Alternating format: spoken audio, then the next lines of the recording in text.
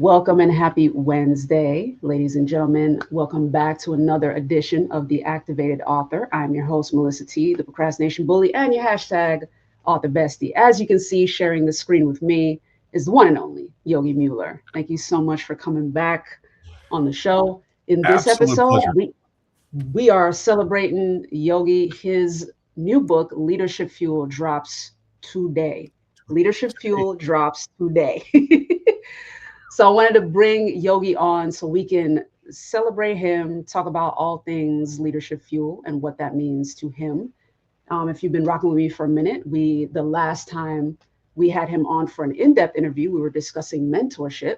So now we get to dig into part two, which is leadership, which is a slightly different flavor to mentorship. So Yogi, I'd love to get into. We talked about it last Thursday during the my live stream when I was doing the launch party for my book, Yep. but give our Congratulations. audience, thank you, give our audience that reminder of that spark that brought on this book and why you feel this one is so important.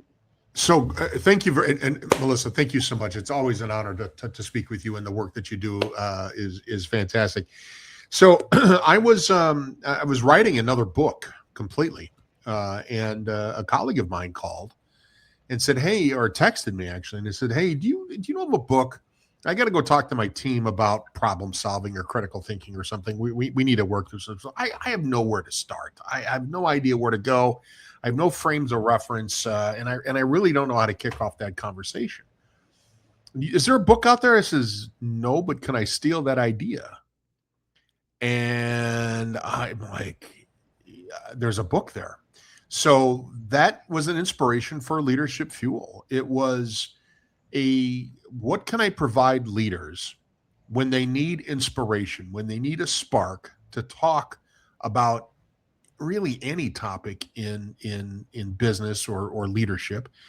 And that's where that came from. It was that moment, that one or two sentences, launched a book, and 9 months later, I have the book. And it consists of sparks, which are they're famous quotes, either original quotes or from famous people. I got everything from presidents to world leaders to sports figures to Yoda, I think, is in there. And it all has to do with leadership, some aspect of leadership. Then I provide a reflection. Well, what does that mean? Let's break that quote down. Then an application. How does this apply to you as a leader? And then two discussion questions. One that you can either ask yourself to generate your own inspiration, or that you can ask your team. And then what I'm really happy with is at the bottom of each spark, and there's 366 of them, so you can do one a day for a leap year. But at the bottom, there are 3 leadership categories that each one of the sparks is mapped to. And in the back of the book, there's 20 leadership topics or categories. And let's say you need to talk to your team about customer service or accountability or team engagement.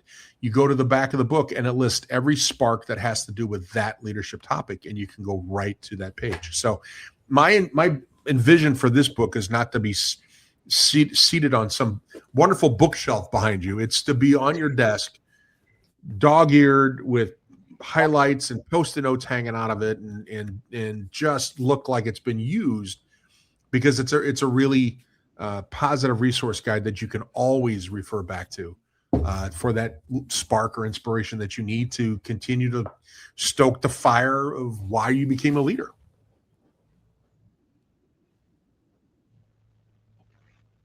Awesome. Thank you. And then just a quick side note, y'all, please be patient with some of the video, the video quality that you're seeing. But yeah, thank you for sharing that. And what's interesting about the formatting of that book is that it's not complicated.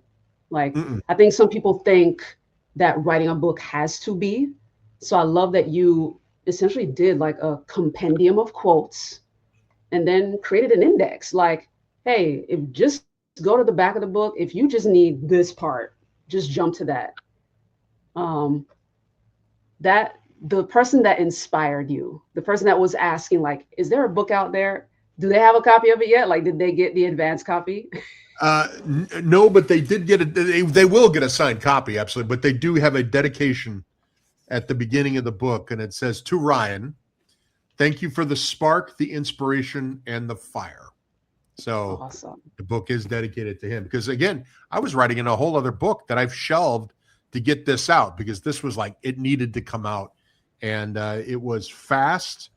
And I've always back when you were my student, Melissa, I was saying quotes in the classroom and always spouting off about this, that, and the other because I've always found quotes to be very inspirational. I talk about I file them in the back of my head and they just Yes, come out when they're applicable to the topic at hand. And so I exactly. wanted to share my love of quotes with other people on that. That's awesome. I mean, one of my favorite public speakers, Les Brown, like that's his whole thing. Like he keeps quotes at the ready, for any talk that he's doing. And he's my inspiration. I do a lot. Like I'll drop a lot of quotes in my videos or like when I do my shorts in the morning. Sometimes it's somebody else's material. And I'm like, hey, this is the idea. And then I make sure to give attribution. Like, hey, Yep. it came from this person. It's Like, yeah. amazing how they cut through the fog sometime, right? And they get Yeah. right to they're broken down, they're homespun sometimes. They're based in, like you can some grandma on a front porch with a pitcher of lemonade spouting these truths, and you're like, wow, right? There's Yep. some deep stuff there, right? Yeah. Yeah. Absolutely. And the beautiful thing is there is nothing new under the sun, but based on our experiences, we will flavor a thing a certain way. And it resonates with, a certain person. Like, I don't know, have you had that situation before where like you've heard a concept before, but something in the way somebody maybe a few years later says it's that at that point that it hits you and you're like, oh, I've heard this before, but now it sinks in. Oh, absolutely, absolutely, because it all has to do with your frame of reference and experience, right? And where you Yeah. are in your journey at any particular time, whether it's personal or professional. And there have been those aha moments, where I'm like, oh, that's what they meant, or like the curtain is pulled back and the doves come down and open up. Like, there's some truth to this, right? And that's one of the things about this book that I think is going to, I was in the theme park industry for a long time. The rewritability of this. There's some rides you ride once, you never ride it again. The rides that bring people into the rewritable ones, the Haunted Mansions, the It's a Small World, you ride those all the time. So because of that very fact, Melissa, that quotes can speak to you differently depending on where you are in your journey. This is a reusable book. Mm, It's not a cover to cover read and then you put it on your this is something that you refer back to daily. And as you said, you might read a quote and then 6 months later you're like, oh well, that's what that meant. That's what that, and you go back and you reread it and you have a different experience with it. So thank you for that spark of inspiration. And I haven't included that in my marketing, but that's a really good point. Thank you for that. yes. I call it a motivational reference book because usually reference books are like academic, right? Like we enter the mindset of academia when we think reference books, encyclopedias, certain magazines, the kinds you cannot take from the library, right? Like the beauty with yours is like we get the book and we have a reference for motivation or like for leadership in this particular context, and we get Okay, to so always come back to it. again with you're just kindling in like flint and steel because I'm Thank thinking, you. well, maybe we need to hashtag a new terminology here. So you and everybody else listening to this or watching this podcast signs an NDA, by the way. I don't know. Okay. Reference guides, they do tend to be boring. They do tend to be dry. They do tend to be academic or clinical. This one is not. So do we need to classify a whole new genre of books that is a non-boring, non-clinical, reference-esque book for leaders? Yeah. Yeah. Because technically, the book was filling a gap to begin with. Because remember, Yeah. your friend Ryan was like, Mhm. "Is there a book like this?" And you were like, I don't know, but let me steal There will that and be. actually make it. Like, let me make it. I think it was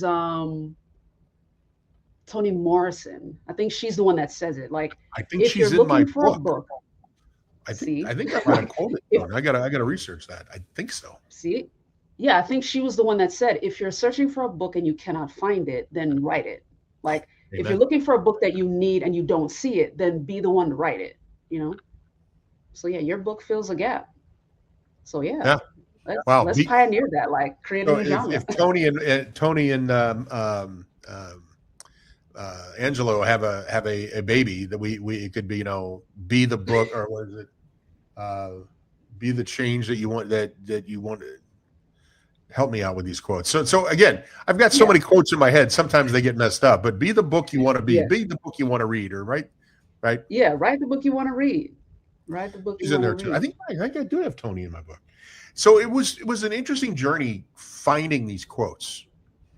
A lot of research, a lot of Mhm. Googling, right? And then sometimes I would have a quote that I would find, and the internet said, well, these six people might have said it. So I'm like, well, okay.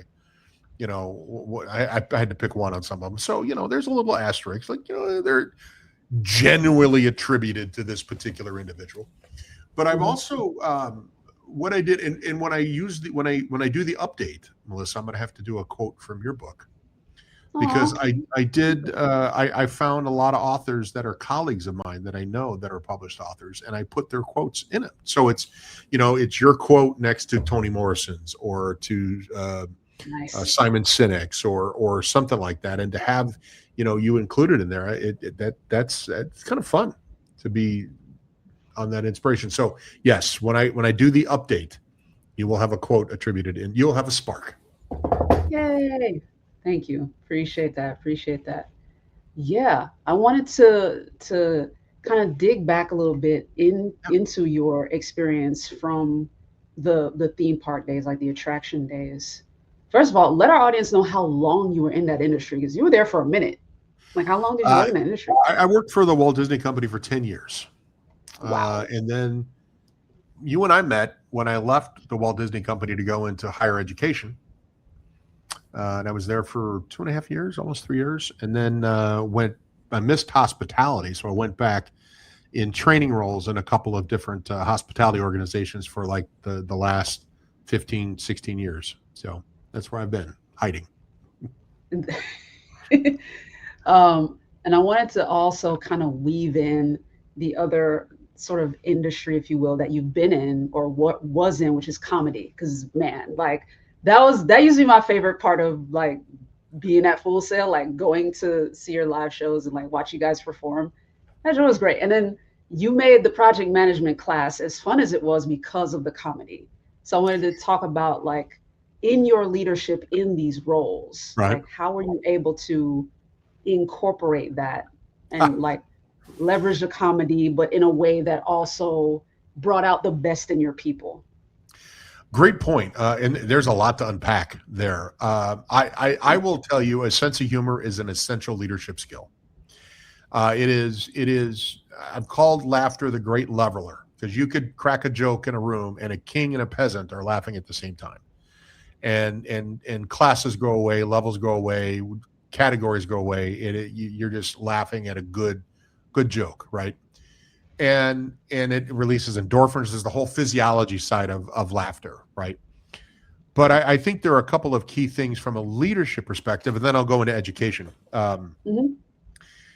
You know, improv ability is literally taught as a leadership skill. You go to these major conferences, and there are people, Dr. Alan Mueller, another colleague of mine, has made a living off of teaching improv, and some other folks that I know, as a core leadership ability. I mean, you think about improvisation, it's being able to think on your feet, it's being able to make quick decisions, it's being able to read the room, to read the situation.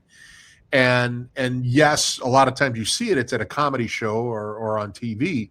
But imagine applying those skills as a leader, to be that quick on your feet, to read the room and make those decisions. It's a huge ability. And the other part is that sense of humor. You know, I've always been told that the most endearing sense of humor is a self-effacing sense of humor. If you can make fun of yourself, that means you're open, you're authentic, you don't think your crap stinks, right? Or you know, that type of thing, right? And I think that's one of the most endearing qualities somebody can have is if somebody makes a joke about themselves and can laugh at themselves. You know, I Mhm. think I told you, there was one of the quotes I used, you know, I take what I do extremely seriously, but I don't take myself very seriously. And I think if that comes through my interactions, it comes through my teaching, I think that is a big exclamation point of, hey, this person is pretty authentic, right? As a teacher, as an educator, and I've taught at the middle school, high school, college, and postgraduate level, that Wow. humor is one of those things that keeps attention. I mean, Yeah. look, if I don't know if you remember, but I used to have the Yogi files. I don't know if you remember that. Yes. I But before remember that. every class, I would have a joke or a cartoon or something because that is the first thing that I wanted to do for the day. That set the tone, that calmed fears, that made it just brought everybody together. And some of them landed, some of them didn't, you know, and they switched them around and tried again. That's the joy of comedy, right? But you know, if you can figure out a way to work that now appropriately, and I will share with you, I've gotten slapped a couple times. You know, being a professional comedian, you know, I wasn't a blue comedian, but you Mhm. know, I used a lot of innuendos. But when I first started teaching and being kind of a corporate trainer, you know, I remember when I was in Branson, Missouri, which is like deep in the heart of Bible Belt country. Mhm. And I remember at the end of class, the regional vice president comes over and goes, "That was great." I'm like, "Thank you, I really appreciate it." He goes, "Just need to remind you that this is a very conservative area." And he says, "Sometimes the content of the language kind of veered into an area that might not have been appropriate." I'm like, "Oh, God, well, he's absolutely correct." So, you know, I think humor is important, but appropriate humor is even more important. So, yeah, I took some hard licks as a facilitator, knowing to when to rein it in and when to not. But I was told the secret to being an excellent professor in college is to quote curse and curse often, unquote, Wow. because in a funny way, because what that does is it makes you more accessible to your students in the class. So I may or may not have exercised that a few times in the classroom, you know, but you do it in such a way where again they know you take what you do very seriously, but you don't take yourself very seriously. And when those two lines cross and blur, that's when you have a problem. So there requires a lot of discipline. Man, I just did a lot of talking there. Sorry about that. Well, that's the point. It's an interview.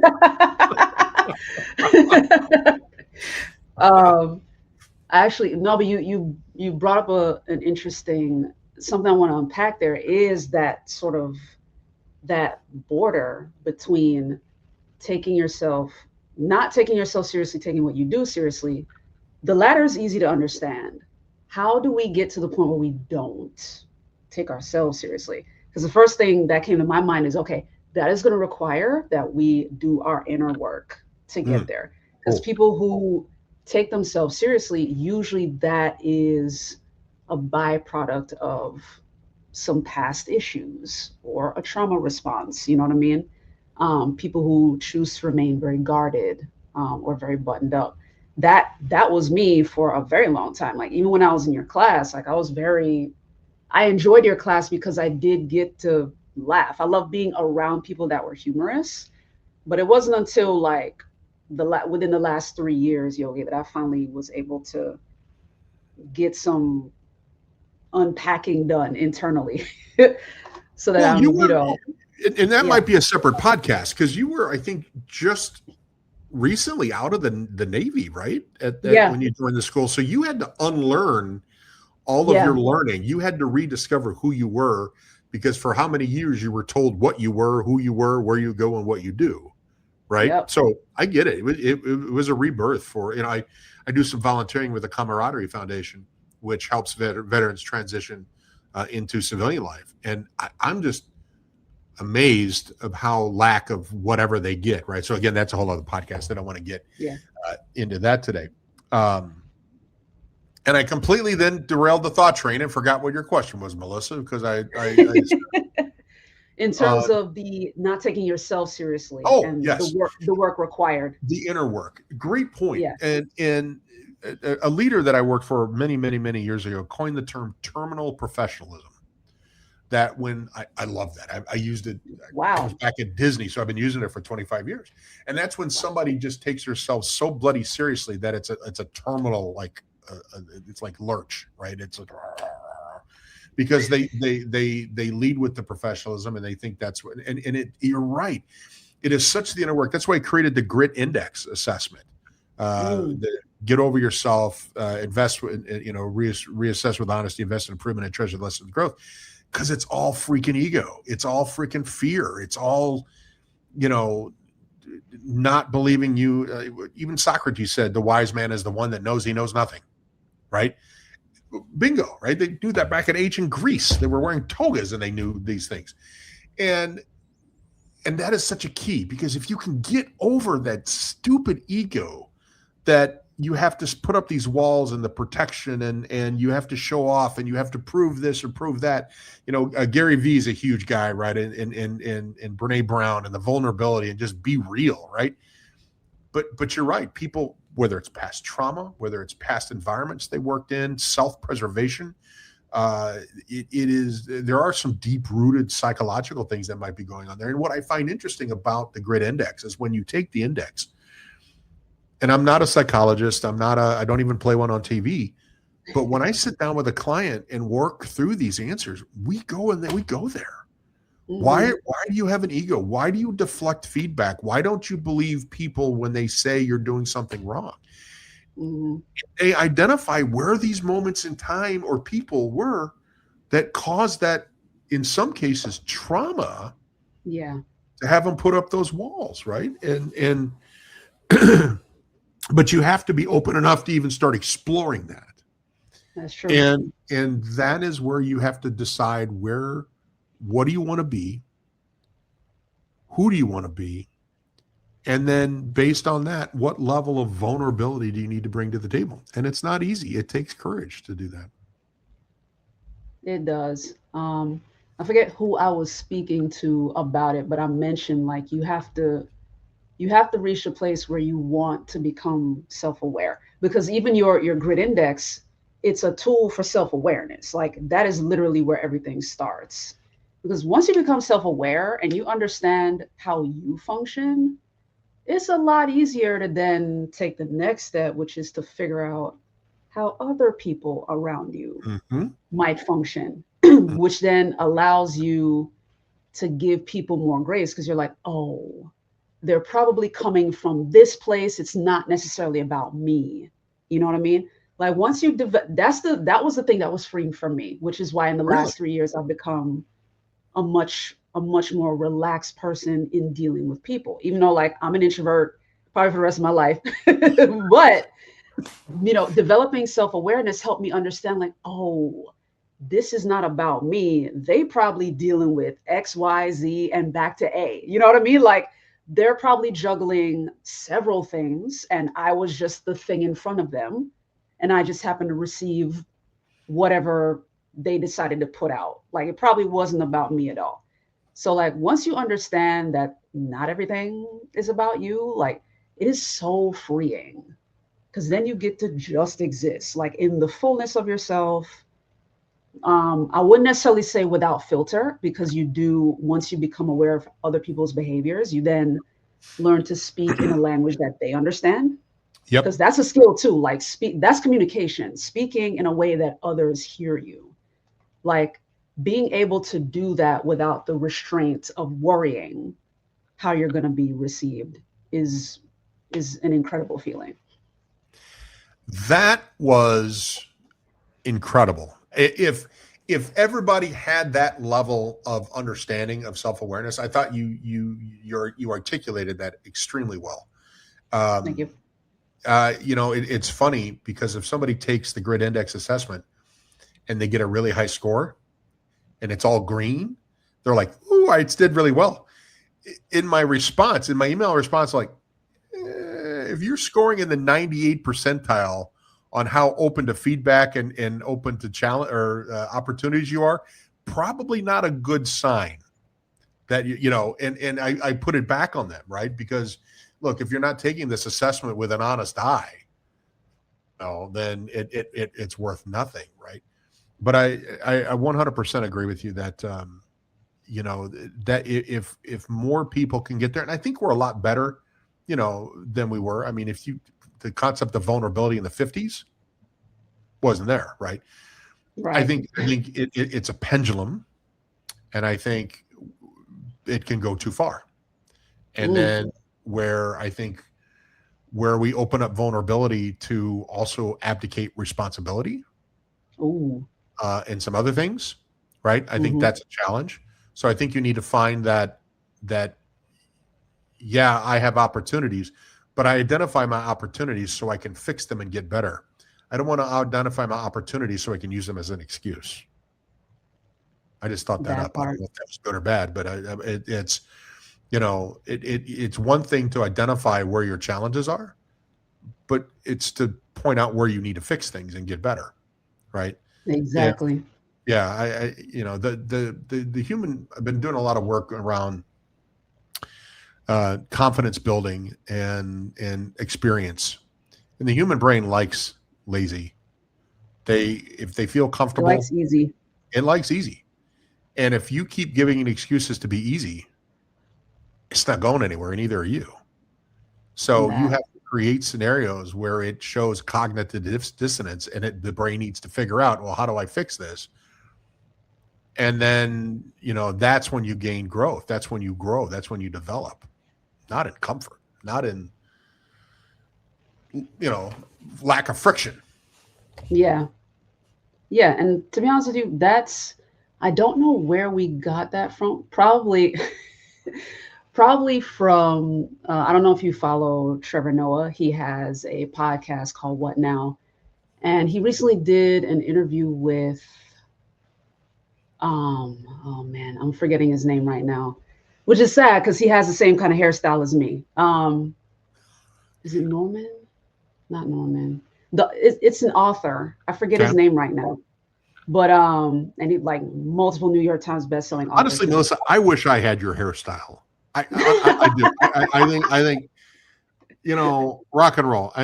Right now, I look like Ernest Hemingway with a goatee, right? So That's a like, goat though. Like Hemingway was a fantastic author. So like you're in good company. You're a anyway, I'm sorry fantastic to author. interrupt. Please continue. No, no, no. His last name's not Rockwell. I think it's McDowell. I'm totally butchering his name right now. But anyway, they had a conversation about the idea that our generation, particularly like millennials and I think Gen X just before us, since we got fed like those Disney movies of happily ever after and all the things, somehow, some way we developed to your point about the whole easy thing. Like somehow we ended up believing along the way that easy is the ideal, like easy is the goal to strive towards. Somehow in there we lost the importance of difficulty, and it's something we have to relearn once we become adults, which makes it a bit more challenging because by the time you're an adult, you're in the difficult thing without the tools to address it, you know. So then we have to not only learn how to swim and not drown, but then we also have to learn the tools to then process the journey. Yeah, And our parents threw us in the sometimes, deep end and go, "You're going to learn how to swim, or you're going to drown." Right? I mean, it's a pretty rough kind of example, but that's what happened, right? And almost the concept of bootstraps is a negative right yeah, now. You can't say boot. Well, it's the truth. Whether it's earning your dues, paying your dues, pulling up by the bootstraps. We all started from. I was watching some video, some meme or reel where this young woman is saying, "I just got a college degree and I keep getting turned down for $250,000 a year jobs." Huh? Like that would that you know from for us old people with gray hair that does not register at all. You know what? You know, I was making 18 grand out of college. I mean, the That, times are a little different, but that was, you know, it's probably like high 20s or low 30s now, right? And then I'm like, yeah, and then you not satisfied with where you are, and you get better, you learn, right? And yeah, it, I I agree with you, and I'm happy that there the discussions out there about this. That and yeah, Trevor Noah is a socially viable kind of commentator, right? And so when he's having those yeah, conversations, hopefully it resonates. That's encouraging. yeah. And I mean the point I was making there too with the relearning of the difficulty, I wanted to tie it back to what you were talking about with improv. So I love that you mentioned that because I'm recently, like within the last few days, coming to that conclusion. I'm like, ooh, Take whether an I improv like it or class. not, yeah, like Do it. whether I Do it. like it or Do not, it. I'm gonna need to do that. I'm Do gonna it. need to do that. That is Very impressive. You necessary. impress me. That's awesome. So Oh, proud thank of you. you. Yeah. Do it. Yeah. Wow. Yeah, because it does loosen you. Like you do, you're less. There's far less fear of failure or judgment because with improv, usually it's a group, right? Like Mhm. you know what I mean. So you're gonna mess up in front of people. Like it's going to happen. So the more reps you get with it, it becomes less of a priority to you. You know, a lot of people like to talk about the ego death. Like improv is a great way to Oh, reach you that have to point. fillet yourself like you've never. You have to be naked on stage, you know, Psychologically. metaphorically, Yeah. to really do that. And you know, I like you bring that because I've done some work. I mentioned confidence, and people do things expecting confidence to be in the forefront. No, confidence comes from experience. Confidence Yeah. comes as a Reps. result. Like if you're standing on the edge of that dark forest and you don't enter, you're not going to be confident you can go through it if you don't ever go through it. So the fact that you realize you go, yeah, this is going to suck. I'm going to be nervous as hell, but I'm not going to be confident that I can do this until I can do it. Yeah. You know, I'm my goal is to do a TED talk one day, and then I'm going to share Me too. hopefully we'll do it together. There we go, TED talk partners. Boom, blow it Hey. up. You know, when my wife, you know, let me know we were going to have a child, I freaked out. Like, what? What do I know? What? Like seriously? What me? Raising another human being? I know it was planned. You know, we were trying, but no. If you have confidence that you're going to be a great parent, I think those are the ones that fail. If we ever do like if we were to correlation study, if you find out you're going to have a child and you think you're going to be confident as hell that you're going to raise it, and you're not. And you know, and here's the thing: everybody can tell you you're going to be a great dad. Everybody says Hmm. you're going to be a great parent. You're going to be this. You're going to be. There's no evidence that you're going to be because somebody told you you're going to be. The only way you know that you're going to be a great parent, and it may take 18 years, it may Yep. take 30 years, but there comes that moment that you're like, man, I raised a couple of really awesome kids. And that's when you start feeling confident, right? Where you see them make the right decisions, you see them be confident, you see them be independent, you see them be successful. That's when the confidence comes in, not when you're looking at the little stick with the two lines. There's no confidence there, you know. And Yeah. look, I bet you were kind of going to say the same thing. If you go back to first day of basic training, Hmm. you were probably Terrifying. riddled with a lack of confidence. Yeah. And then you Terrified. can stand proud as a veteran now and said, yep, I did Yeah. it. Right? Yeah. I was proud during boot camp graduation because at that point we're all dressed out. You know what I mean? Like Evidence. full Evidence. uniform. Yeah. Parents are in the stands and cheering us as we're marching. Like it was great because I was like, good. Now I'm out of the super strict training environment. Like now we're gonna head into, in the Navy we call it A school, but like the training, like the academic part where we're learning the job, that I can handle because I thrive in academic environments. So it was just But getting out of you the, have evidentiary proof that you yeah, can be, right? Okay. yeah, exactly. So yeah, and I've been telling folks that in my episodes as well and in my shorts, because I'm like, you're double, triple, quadruple checking, and I get it because I'm that type of person. However, there are certain things you will not learn until you do the thing. And it's at Amen. that point that you can iterate. Like you get the data and then you can iterate and Paralysis make by corrections. analysis. Yeah. Yeah. Wow.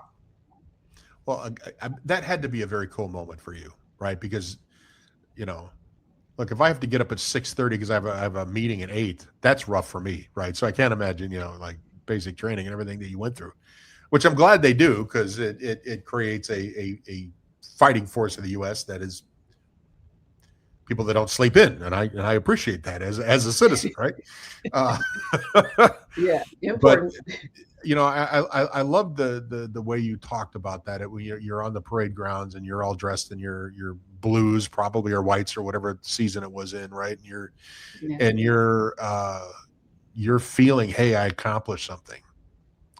I'm confident, and all the ancillary benefits that confidence brings to you is incredible.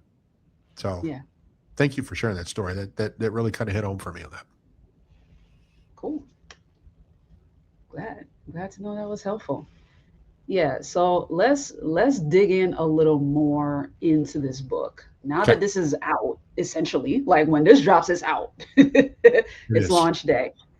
Whose hands do you want this book to get into? Like who's the reader you're really aiming to have this? Is it too pipe dreamy to say every leader that currently walks the face of the earth? Probably a little bit, but you But still know, specific because you're talking to leaders and not everybody is one. So it still works. you know, the, the reason I called it fuel and it's a picture of a one single match lit is, as a leader, our job is to inspire. Our job Hmm. is to get what's that one quote? To get extraordinary results from ordinary people. I forget who that was, but it's a great quote. But you can't do that if your own fire is not lit. You can't light other matches if your flame is not there, right? And Hmm. so, I what am I looking for? I'm looking for leaders that need that kindling. You know, consider it the flint and the steel. You know, I can give you flint and steel, but you're still not going to make a fire if you don't strike the flint and the steel. So this is kindling. This is something that might help put our leaders in a situation to rekindle the fire. Hmm. You know, like when I'm talking to couples that are having a tough time, I'm like, let's go back and figure out why you got together in the first place. Why did you fall in love with this person? Why did you marry this person? Well, when you became a leader because you were fired up about something. You had a fire lit in you. Hmm. And sometimes with the stresses and the frustration, and leaders are working for more hours with less resources, and it's getting rough out there, and people are more rude than they've ever been before, and more and less forgiving.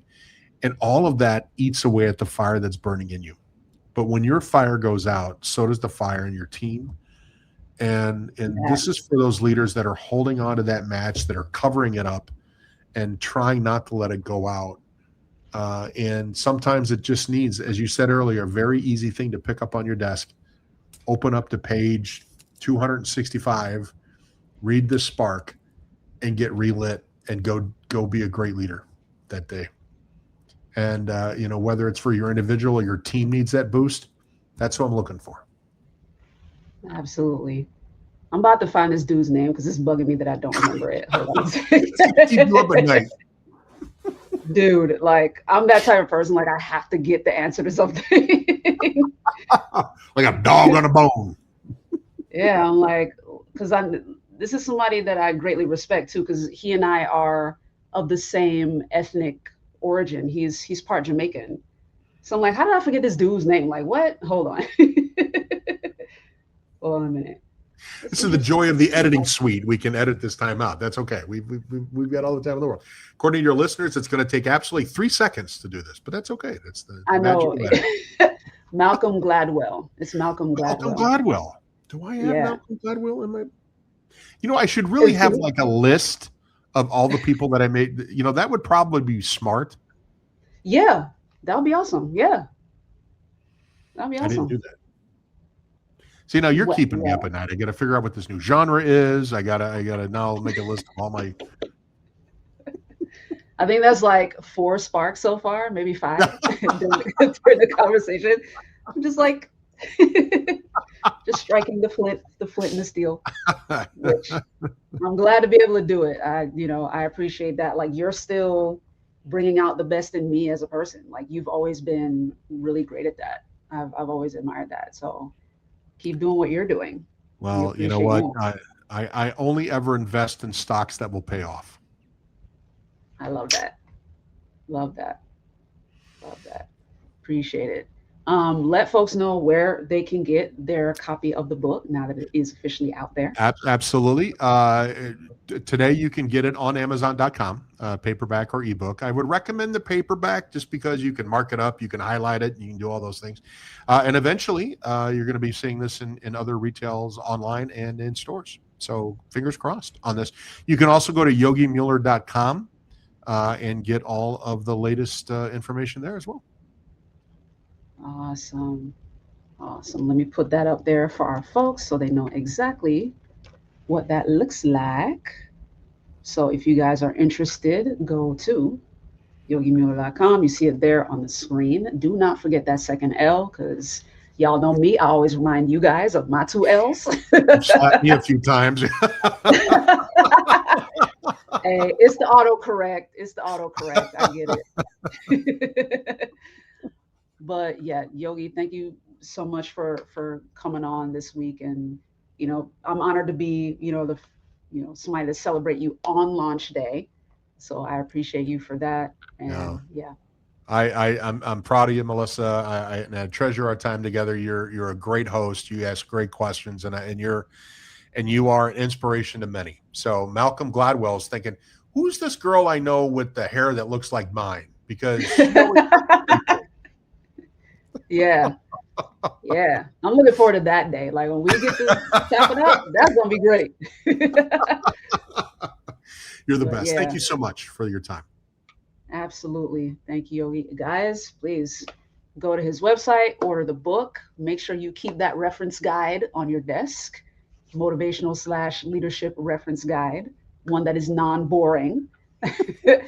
But in the meantime, in between time, you guys can catch me live tomorrow at 7 p.m. Eastern for my TAA live stream. But yeah, I will catch you then. Much love and take care. Peace.